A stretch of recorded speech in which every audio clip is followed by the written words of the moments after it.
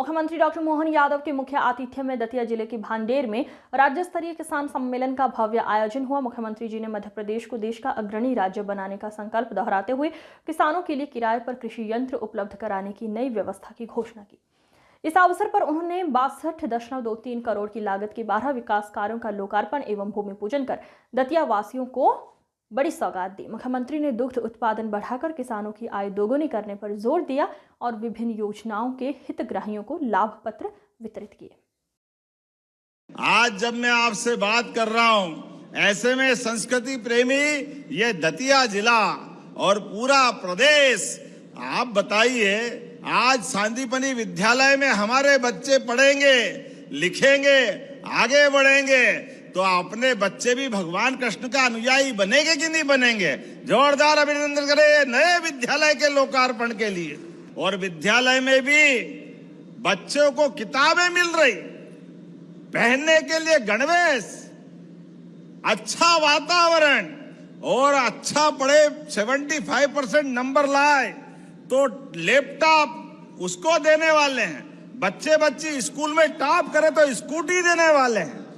आज के समय में धीरे धीरे करके लगातार जिस प्रकार का समय चल रहा है, और अब तो मैं आपके बीच में आया हूं, इस साल के नए साल की शुरुआत में बच्चे जब स्कूल जाएंगे तो उनको दूध का पैकेट भी देंगे। यशोदा माता के नाम पे योजना शुरू करके दूध का पैकेट। जब मैं आपसे बात कर रहा हूं सांदीपनि विद्यालय, अभी मैंने यह मंच से डॉक्टर भीमराव अंबेडकर कामधेनु योजना के माध्यम से दूध का उत्पादन बढ़ाना है।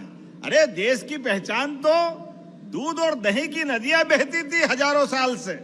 ऐसे में यह दूध का उत्पादन और बढ़ना चाहिए कि नहीं बढ़ना चाहिए?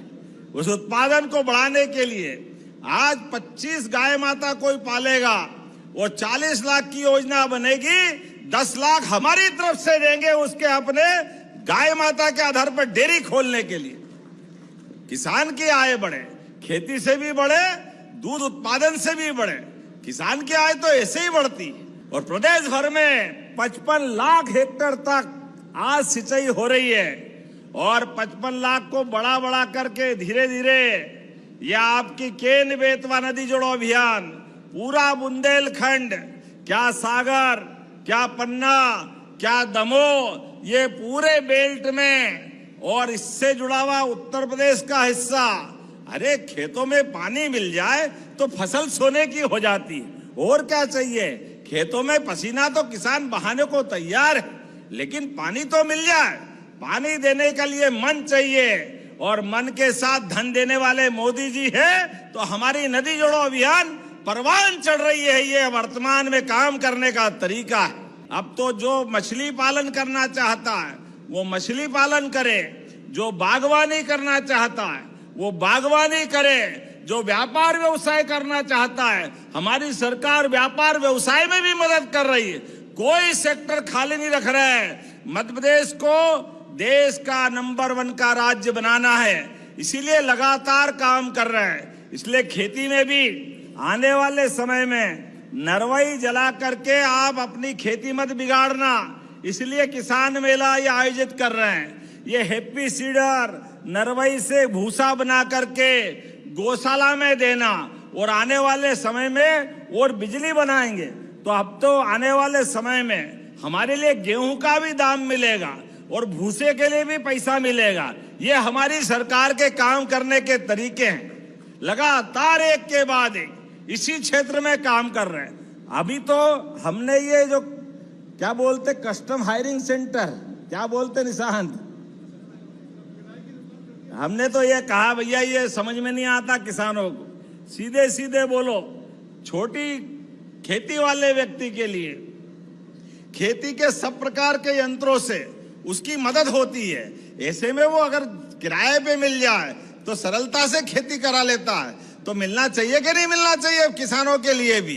तो हमने अपने प्रदेश के अंदर सभी प्रकार के यंत्रों के लिए इनकी किराए की दुकान चालू कर रहे हैं ताकि किसानों को उसकी मदद मिल जाए और उनकी खेती अच्छी हो जाए। आप अपनी सरसों मंडी में बेचने जाना और एमएसपी का भाव का अंतर अगर रहेगा तो जैसे पीछे हमने सोयाबीन के लिए किया था, सोयाबीन में भी अरे मंडी में फसल खरीदो, बेचो, मंडी आबाद करो, ये भी प्रबंधन होना चाहिए। लेकिन कोई कारण से अगर सरकारी भाव से अंतर रहा, एमएसपी और हमारे मंडी के भाव में अंतर रहा, तो आप अपना व्यापारी से भी पैसा ले जाना और बचा हुआ पैसा सरकार आपके खाते में डालेगी। ये हमारी सरकार की योजना है। इस बारिश के सीजन के बाद अगला समय जब आएगा, हमारी कोशिश रहेगी किसानों को रात में नहीं दिन में बिजली देंगे। केवल दिन भर बिजली चलती रहेगी खेतों के अंदर भी। किसान का बेटा अगर मुख्यमंत्री बना तो हमारी सरकार ने तय किया कि आने वाले समय में दिन में बिजली देंगे किसानों को, दिन में बिजली। किसानों के लिए जो हो सकता है वो सब करने के लिए तैयार है। एक एक करके इतनी सारी योजना बनाई। और वैसे भी यहाँ दतिया में रिकॉर्ड देख रहा था, धान डबल हो गया, मूंगफली और गेहूं का रकबा भी बढ़ गया, चने की पैदावार भी बढ़ी। क्या भाग्य है परमात्मा की दया से। आप मेहनत करो, परमात्मा आपको यश देता है।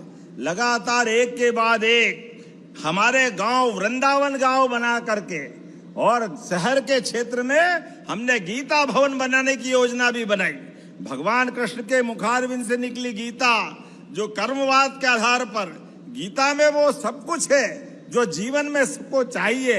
हमने सबने निर्णय किया शहरी क्षेत्र में नगर परिषद, नगर पालिका, नगर निगम सभी मॉडल टाउन की तरह गीता भवन बनाएंगे और सरकार पैसे देगी। ये गीता भवन बनाने की योजना सरकार के माध्यम से चला रहे हैं। गांव गांव में वृंदावन गांव बना करके गांव की आत्मीयता बढ़ाना, सभी प्रकार के विकास के काम गांव में होना चाहिए। इसीलिए वृंदावन गांव की योजना भी हमारी सरकार के माध्यम से ला रहे हैं। जहां जहां भगवान कृष्ण की लीलाएं हुई है,